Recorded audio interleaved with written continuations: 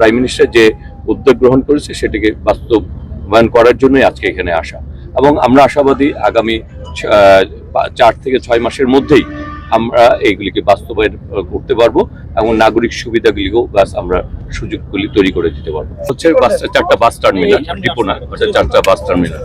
হয়তোবা বিগত সরকারের সময় সেগুলিকে অনেকে ডিপো হিসাবে ব্যবহার করা শুরু করেছিল, যে কারণে ঢাকার যানজটটা ভোগান্তি স্বীকার করেছিল জনগণকে।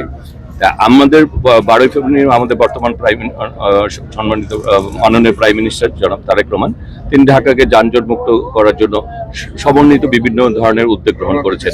সেই উদ্যোগের অংশ হিসাবেই আজকে আমাদের বিশেষ করে আজকে আমরা বলতে এসেছি ফুলবাড়িয়া এবং যাত্রাবাড়ি সাইদাবাদ যে বাস স্ট্যান্ড আছে তার কিছু অংশকে, বেশিরভাগ অংশকেই, কিছু অংশকে কেরানীগঞ্জ এবং কিছু অংশকে আজকে নারায়ণগঞ্জের এই জায়গায় কাঁচপুরের এই সোনারগাঁও এই অংশে আমরা স্থানান্তরের জন্য যে উদ্যোগ গ্রহণ করা হয়েছে সেটি সরজমিনে পরিদর্শন করার জন্য আমরা এখানে উপস্থিত হয়েছি। এটা উল্লেখ করেছেন ঢাকা সিলেট হাইওয়ে, এটিকে উন্নয়ন করার জন্য আমরা যে ইতিমধ্যে বিগত সময়ে সেটির 20% এটির কাজ হয়েছিল, ইতিমধ্যে প্রায় 48% কাজ কিন্তু আমরা সমাপ্ত করতে পেরেছি ভূমি অধিগ্রহণের, এবং কাজ কিন্তু চলছে।